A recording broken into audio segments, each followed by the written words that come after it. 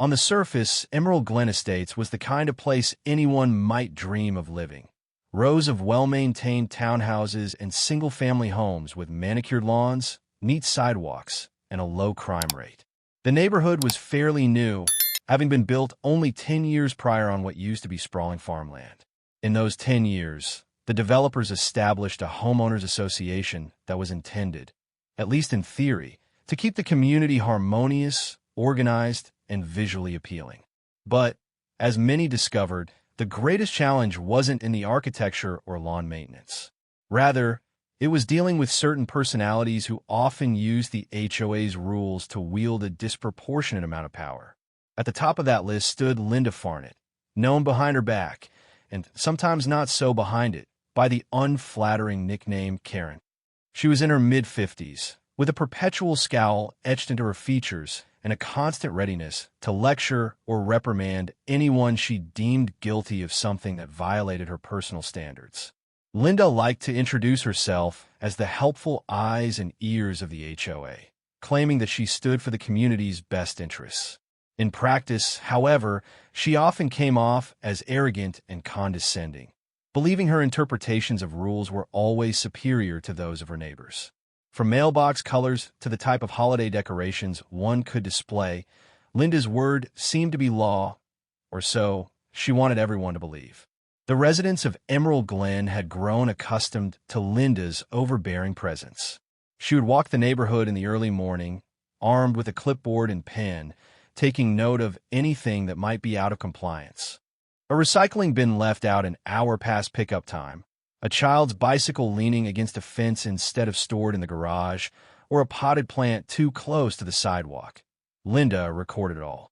She loved confronting people and never hesitated to send official complaints to the HOA board, even though she was but one member among many. The irony was that while she pestered neighbors in the name of maintaining community standards, Linda's own house was an assortment of questionable design choices. Her front door was painted a jarring shade of neon green.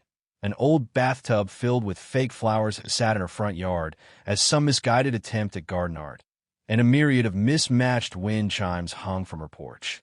Yet no one dared tell Linda her decorations clashed with the uniform aesthetic. After all, she was the loudest, most dogged voice on the HOA, and any confrontation with her could lead to weeks or even months of drama. Still, despite Linda's overbearing personality, most of the neighbors tried to keep the peace by abiding strictly by the rules, or at least giving Linda as little reason as possible to complain. But there was a simmering tension beneath the surface, especially for those who grew tired of Linda's persistent meddling. They yearned for a day when someone or something would finally rein her in. That day, as fate would have it, was closer than anyone realized. And it all began in the most innocent of ways. A child's quiet struggle against severe allergies, and a small air purifier placed just outside an apartment door in the hallway. In one of the multi-unit townhomes at Emerald Glen lived the Miller family, consisting of parents Alan and Sophia and their 9-year-old daughter, Chloe. The Millers had recently moved from out of state for Alan's new job. Adjusting to a new environment was often stressful, and for Chloe, who had long battled persistent allergies, the move presented an extra challenge. Chloe's allergies weren't a minor annoyance. They were crippling at times. She had allergic rhinitis, triggered by pollen, dust mites, and pet dander. The slightest exposure to these irritants could send her into uncontrollable sneezing fits that irritated her throat and made her eyes water. Over the years, Alan and Sophia had become adept at allergen-proofing their living spaces, installing high-quality HVAC filters in their home, keeping surfaces spotlessly clean, and ensuring Chloe's bedroom was as dust-free as humanly possible. However, the corridor outside their unit was a different matter altogether. The hallway was shared with 2 other families, and while it was usually kept clean by the building's maintenance crew, dust and stray allergens tended to linger. Foot traffic brought in pollen, and sometimes neighbors, who were otherwise perfectly friendly, let in the occasional dog or cat that left behind pet hair. Desperate to give Chloe relief, Alan and Sophia decided to place a small, unobtrusive air purifier in the hallway, just outside their unit's door. It was a sleek, white, compact device that quietly filtered the air using HEPA technology. The Millers even attached a small sign reading, "Child with severe allergies, please do not unplug." At first, no one seemed to notice or care. The purifier was tucked discreetly against the wall, taking up almost no space. When Chloe walked to and from her unit, she found she didn't have the usual sneezing fits. The filter helped reduce dust in that immediate vicinity, offering a little buffer before she walked into her home. It wasn't a perfect solution, but it lessened her symptoms enough to give her a moment of respite. Word began to spread among the neighbors. Some were genuinely supportive, especially those who had kids themselves or had known someone with similar struggles. They thought it was a clever idea, harmless, really. But this was Emerald Glen Estates, and there was a certain individual who believed nothing should be done without her explicit permission. It didn't take long for Linda Farnett to catch wind of the odd machine in the corridor. Linda had her routine. She'd begin her day with a brisk walk around the neighborhood, coffee cup in one hand, phone in the other, always ready to snap pictures of anything she deemed suspicious or out of line. Then, after scanning people's yards for infractions, she liked to patrol the indoor common areas, lobbies, corridors, laundry rooms, making sure residents were respecting the HOA guidelines. The morning she spotted the Miller's Purifier, Linda's eyes narrowed. She marched up to the device, scrutinizing it from all sides like a detective at a crime scene. The contraption was clean, professionally manufactured, and had a neat sign explaining its purpose. Still, Linda found cause for offense. "What in the world is this?" she muttered aloud, her voice echoing in the otherwise empty hallway. "An eyesore, that's what it is. And it's plugged into the corridor's outlet, using building electricity." Linda took several pictures with her phone from various angles. The next logical step, she reasoned, was to confront the owners directly or notify the HOA board. Typically, she would send an email first. But something about the Millers placing an item in her corridor rankled her nerves, and she wanted immediate action. Without warning, Linda leaned over and unplugged the purifier. She recalled the sign asking people not to do so, but in Linda's mind, the sign had no authority. She believed that, as a member of the HOA, she had every right to remove or disable anything that wasn't officially sanctioned. Just as she was wrapping the cord around the purifier, the door to the Miller unit opened. 9-year-old Chloe stepped out, on her way to the school bus stop, with her backpack slung over her shoulder. The instant she saw Linda with the unplugged purifier, she froze, confusion evident on her face. "Excuse me," she said quietly, blinking in surprise. That's my purifier." Linda turned around and forced a polite smile that didn't reach her eyes. "Hello, dear," she said in a sing-song voice. "You shouldn't leave personal items in the hallway. Against policy, you know." Chloe looked down, unsure how to respond. She finally mustered the courage to say, "But my parents got permission. I have allergies and—" Linda waved her hand dismissively. "I'm sorry about your allergies, but we can't have random lumps of plastic out here. This is a shared space, and we need to keep it neat. You can talk to your parents about it, or they can talk to me. For now, I'll be taking this to the HOA board to see if it's allowed." With that, Linda picked up the purifier as if it were contraband, ignoring Chloe's wide, fearful eyes. Moments later, Linda stormed down the hallway toward her own unit, device in hand, leaving the child alone, bewildered, and already starting to sneeze. The next day, a formal email arrived in the Miller household's inbox, an official notice from the HOA, authored by Linda Farnett. It read like a carefully scripted reprimand. "Attention, Mr. and Mrs. Miller. We have been made aware of a personal air purifying device placed in the common corridor outside your unit. This appears to be an unauthorized use of shared electrical outlets and public space. The device also obstructs free passage and may pose a tripping hazard, according to HOA safety regulations. You are hereby requested to remove it immediately. If you have medical concerns, please address them through private arrangements within your unit. The HOA must maintain uniformity and safety in all shared corridors. Sincerely, Linda Farnett, On behalf of the Emerald Glen Estates HOA board. Upon reading the notice, Alan and Sophia exchanged exasperated glances. This was their first real brush with the HOA's infamous strictness, though they'd heard rumors from neighbors.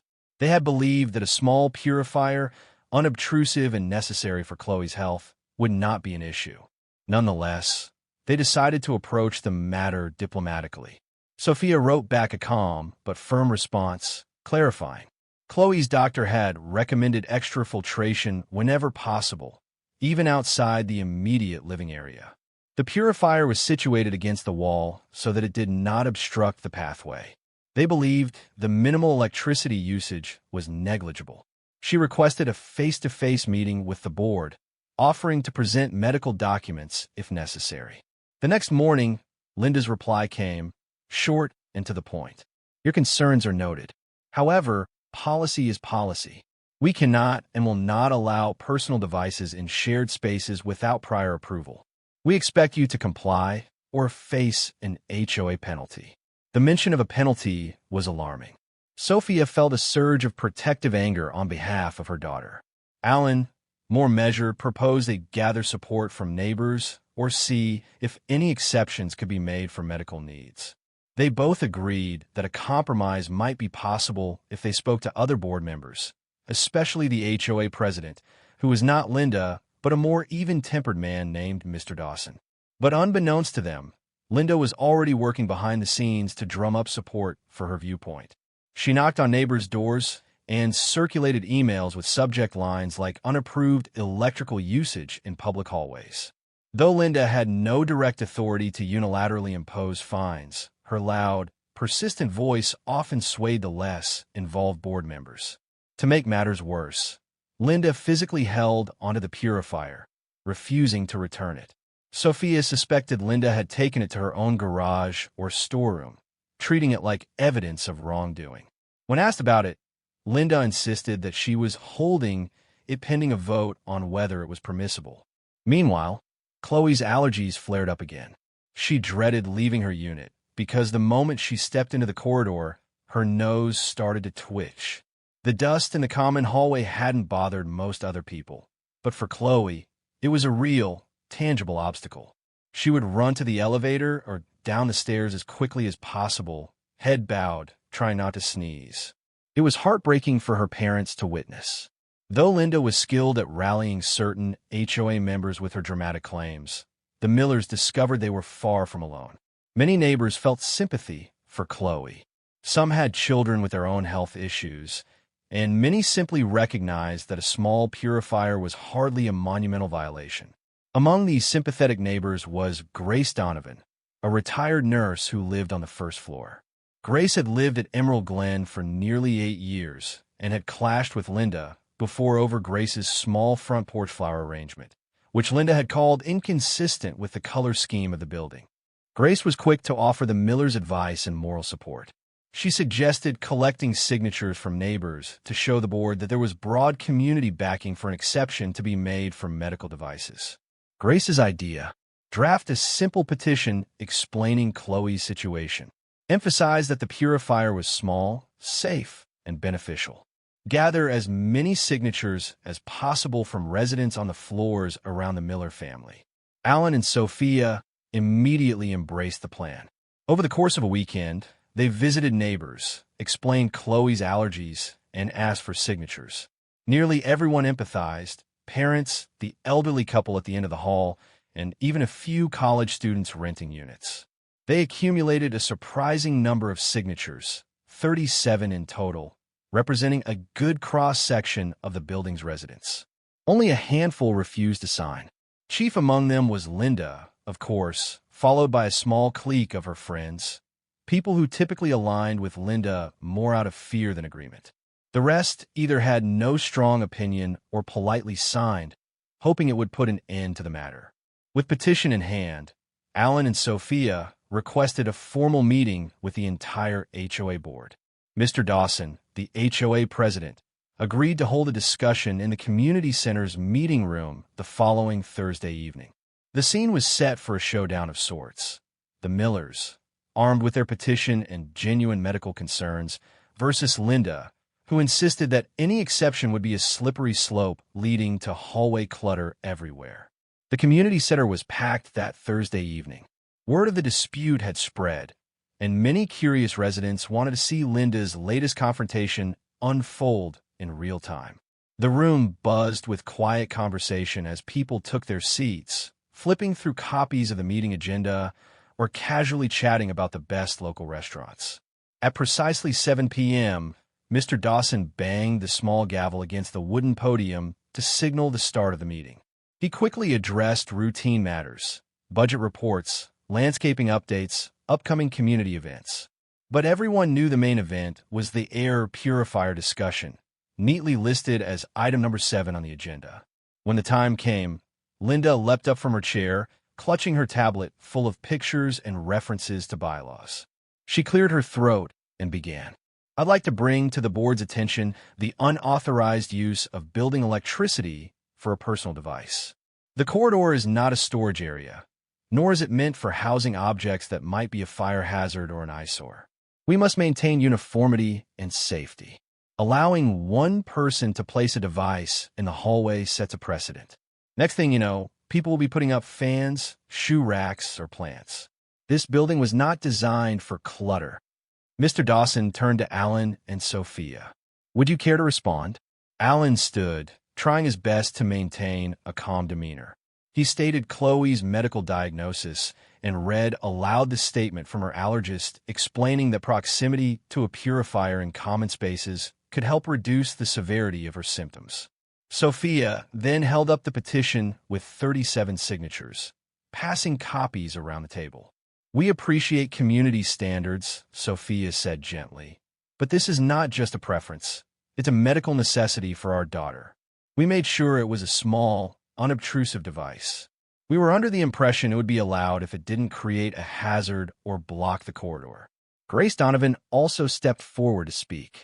As a former nurse, she attested to the importance of mitigating allergens for children like Chloe.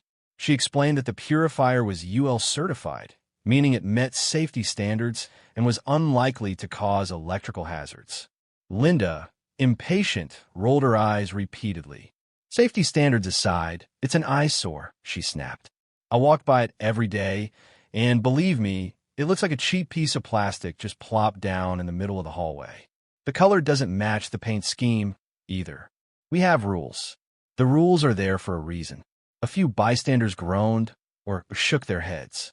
Linda's fixation on aesthetic details at the expense of a child's health struck them as heartless. On the other side of the table, a couple of Linda's allies nodded vigorously, muttering about consistency and regulation. Mr. Dawson held up a hand to restore order. Let's keep this civil. Now, the petition does indicate quite a bit of support for allowing the purifier. He looked over at Linda.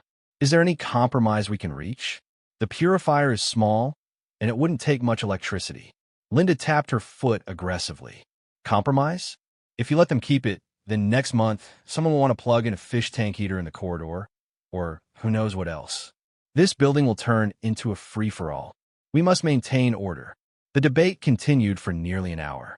The discussion ranged from technical considerations, like electrical draw, to emotional appeals, like Chloe's quality of life.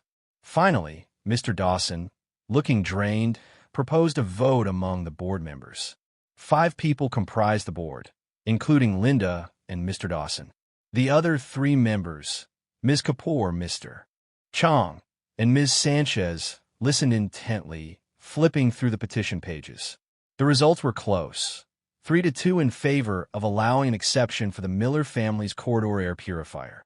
Linda and her close ally, Ms. Sanchez, voted against. Mr. Dawson, Ms. Kapoor, and Mr. Chong voted in favor. With that, the motion passed. A collective sigh of relief swept the room. Linda's lips pressed into a tight line, her face turning a shade of crimson. She offered no congratulations or acceptance. Instead, she abruptly gathered her papers and marched out of the room, refusing to meet anyone's gaze. The Millers thanked everyone who supported them, especially Grace. It seemed, for a moment, that justice had prevailed and Chloe would finally have her purifier. But as many in the neighborhood knew, Linda rarely accepted defeat gracefully. The morning after the HOA vote, Alan emailed Linda, politely requesting the return of the purifier she had confiscated. No response. He sent another message in the afternoon. Still nothing. Finally, that evening, he decided to knock on Linda's door. The Farnett household was infamous for its garish decorations and wind chimes that clanged endlessly in the breeze. A cluster of mismatched lawn ornaments greeted Alan as he climbed the porch steps. He rang the doorbell, a shrill chime that echoed inside. Linda answered. She stood behind the screen door, arms folded, eyes cold. "What do you want?" Alan maintained a friendly tone. "I'm just here to get Chloe's purifier back. The board voted yesterday." Linda cut him off. "I'm aware of the vote. I have concerns about that purifier's electrical certification. Let me see if I still have it in the garage." She disappeared inside for a moment, leaving Alan standing awkwardly on the porch. When she returned, she was not carrying the purifier. Instead, she held out a plastic bag containing broken fragments of white casing and a bent filter. "I'm afraid it got damaged," she said, barely masking a triumphant smirk. "It must have fallen off a shelf in my garage. Terrible accident.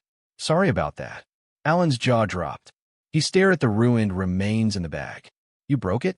That purifier cost us nearly $150, and it was a medically necessary device. Surely you could have kept it safe?" Linda's expression was maddeningly nonchalant. "Oh, accidents happen.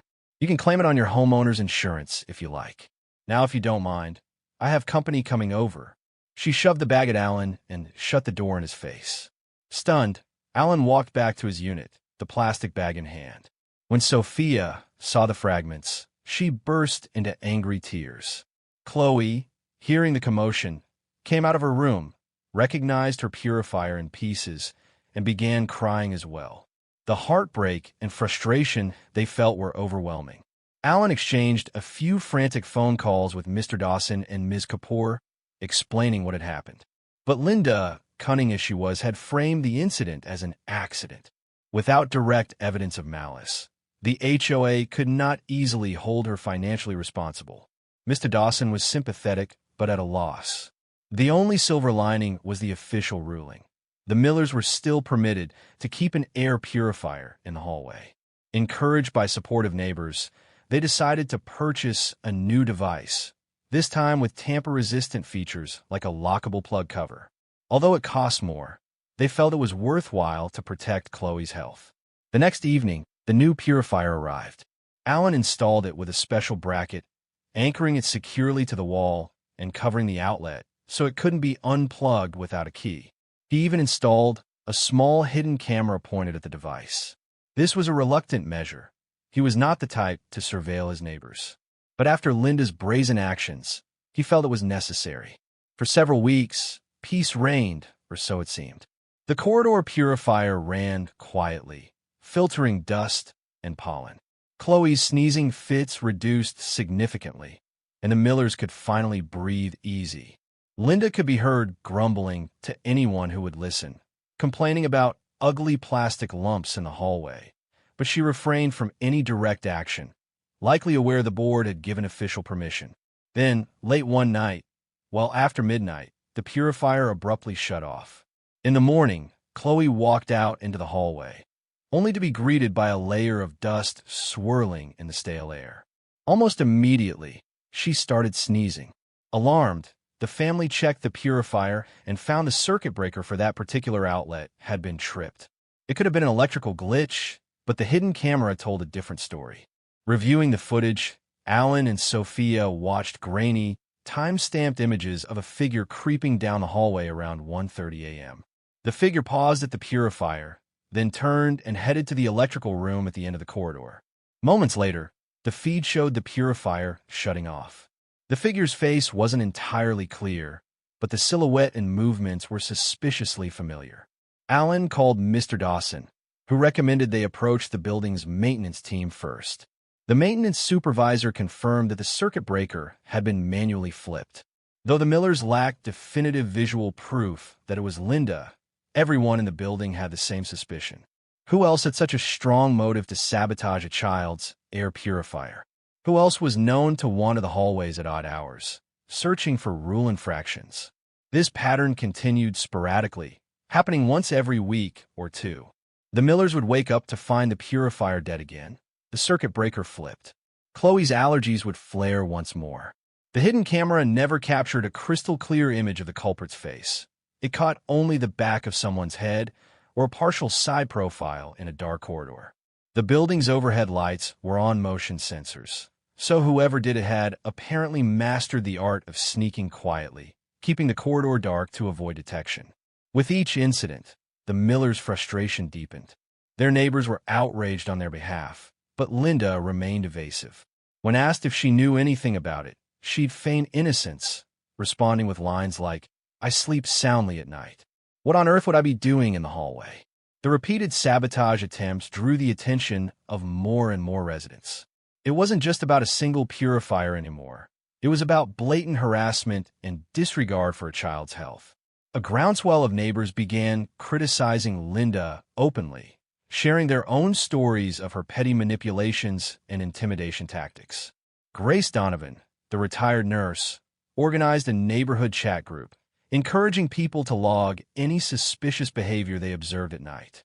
A single mother who lived one floor below the Millers claimed she heard footsteps late at night near the breaker box on multiple occasions.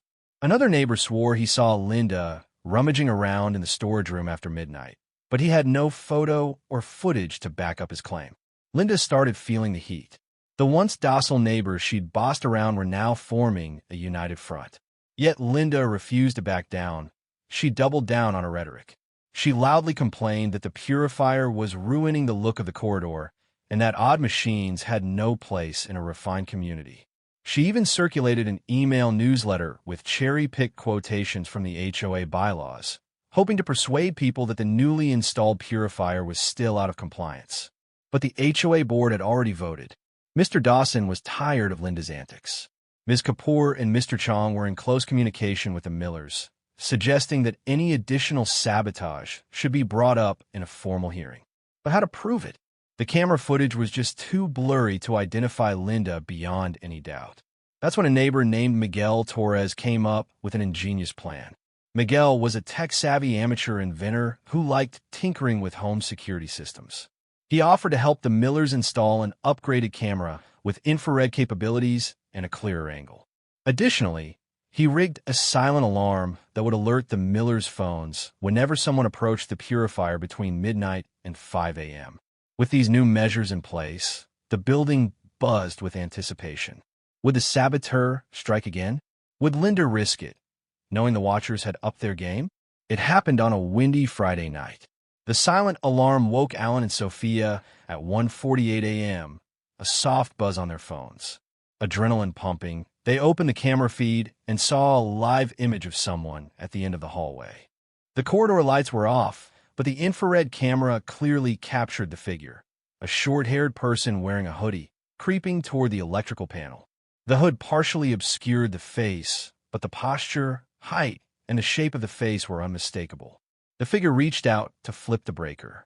Suddenly, from the far end of the hallway, one of the motion sensor overhead lights turned on, startling the intruder.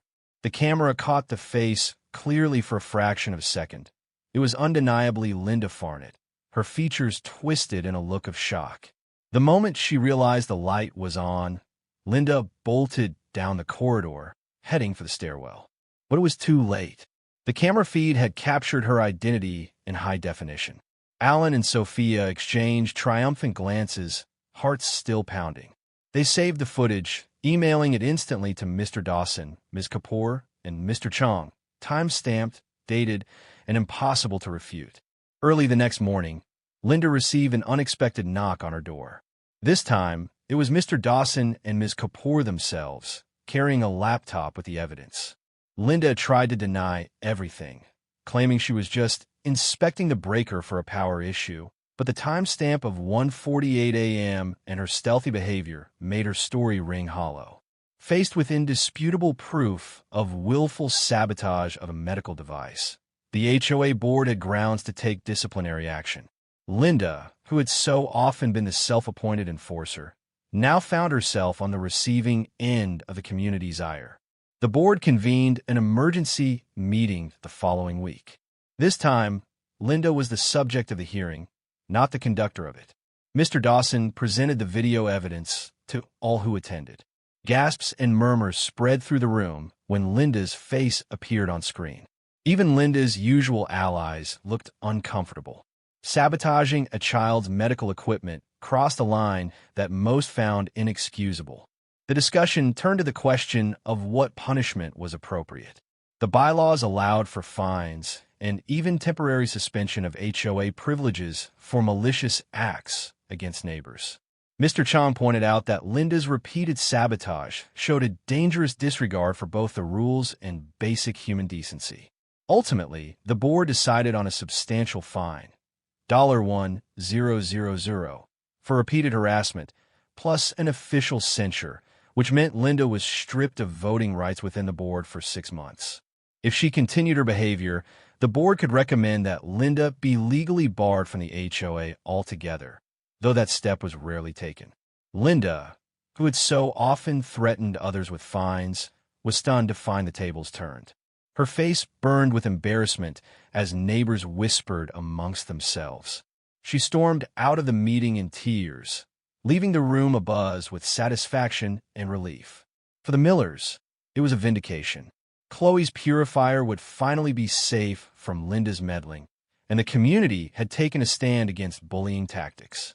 However, the story wasn't quite over yet.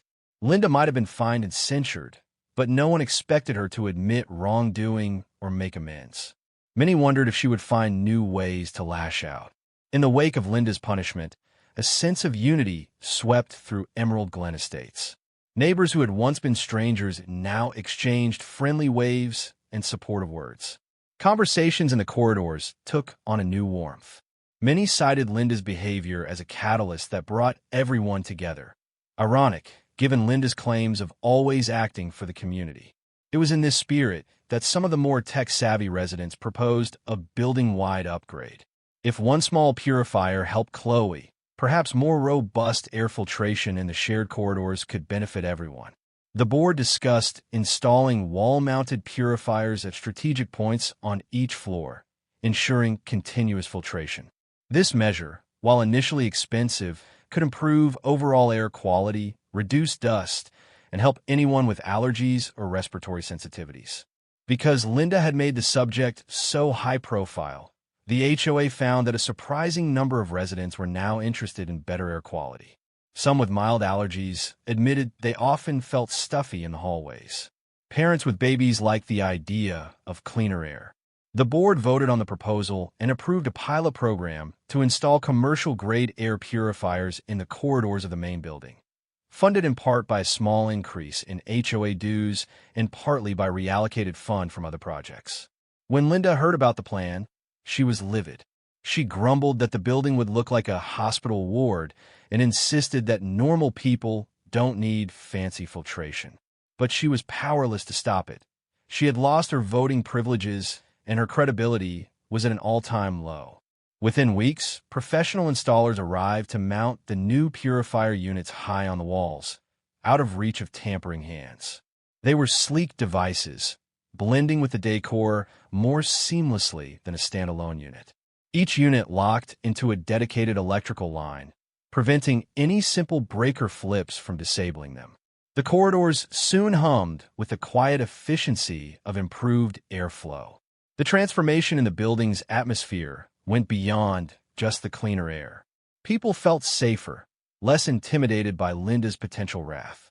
Grace Donovan hosted small gatherings in the community room, calling them neighborly socials, inviting residents from all floors to meet, chat, and enjoy light refreshments.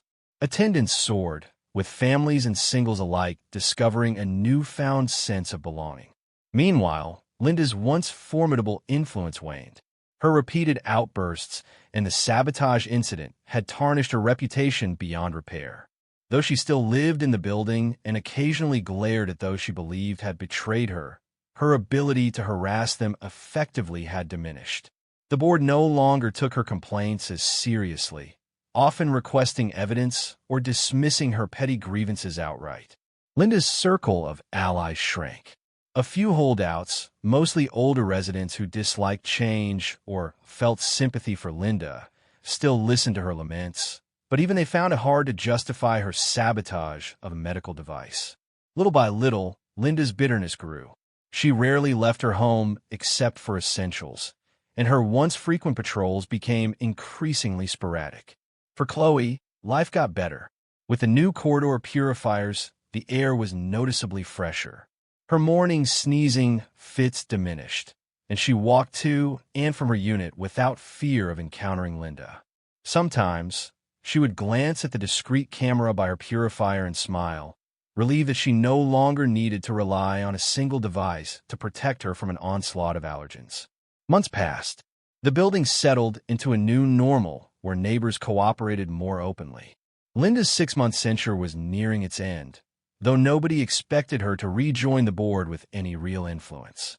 One crisp autumn day, Alan and Sophia were heading back from the lobby grocery drop-off when Linda approached them. She was uncharacteristically subdued, eyes downcast, hands clasped together. "Hello," she said quietly. "Do you have a minute?" Alan and Sophia exchanged wary glances. "Yes," Alan said cautiously. "What is it?" Linda cleared her throat, struggling to meet their eyes. "I just wanted to say that I'm sorry. About your daughter and the purifier and everything." Her voice cracked, and she forced a shallow smile that looked more like a grimace. I guess I got carried away with the rules. I realize now that I was wrong." The Miller stood there, uncertain how to respond to this sudden reversal in attitude. "We appreciate the sentiment," Sophia managed, "but you really hurt Chloe. Do you understand that?" Linda nodded, tears welling up. "I do," she whispered. "I've been seeing a therapist, trying to work on my anger and control issues. It's just, I lost my husband a few years ago, and I poured myself into the HOA because, well, I had nothing else. I know that doesn't excuse my behavior." The hallway fell silent except for the quiet hum of the new wall-mounted purifier. Linda sniffled, glancing upward. "The board's installing these fancy filters, and I fought it tooth and nail. Now I breathe easier in the halls myself. Ironic, huh? I'm sorry." For a moment, empathy flickered in Sophia's eyes. She gently placed a hand on Linda's shoulder. "Thank you for apologizing. It means a lot." Alan offered a small nod of agreement. Though they couldn't just forget the past, they recognized that Linda's apology took courage, even if it came months after her sabotage. The tension that once crackled between them softened, if only a little. A few months later, Emerald Glen Estates hardly resembled the tense, divided community it had been. Residents enjoyed the corridor purifiers, noticing less dust and fewer allergy flare-ups. The Karen drama, as people jokingly called it, became a story new residents heard with wide eyes. An anecdote about how a single meddling HOA member sparked a chain of events leading to a significant upgrade in building infrastructure. Chloe, now 10 years old, thrived. She participated in after-school activities without constant worry over her allergies.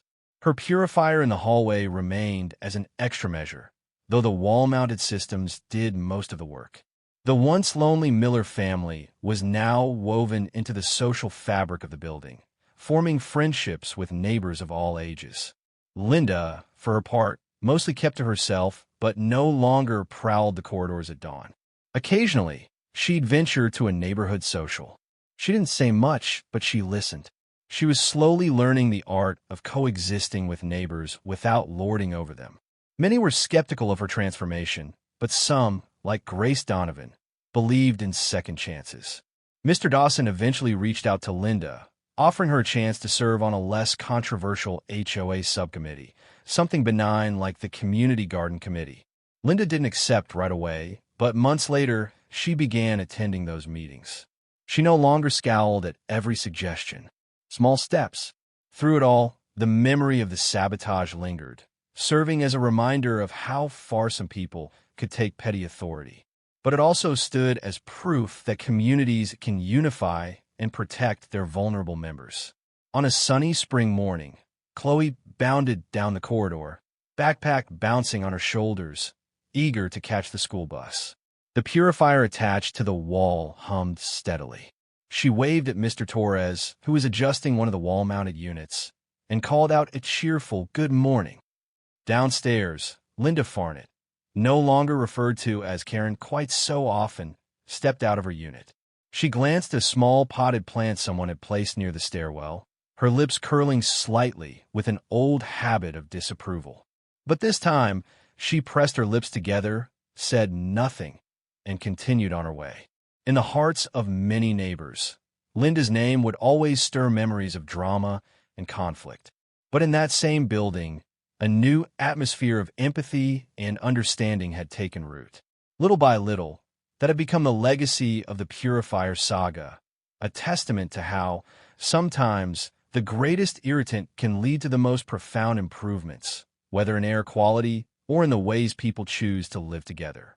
No one would ever say living at Emerald Glen Estates was perfect, but at least now, it was a place where a child could breathe freely and a neighborhood could stand together in the face of petty tyranny. And that, for Chloe Miller and countless others, was a victory worth celebrating.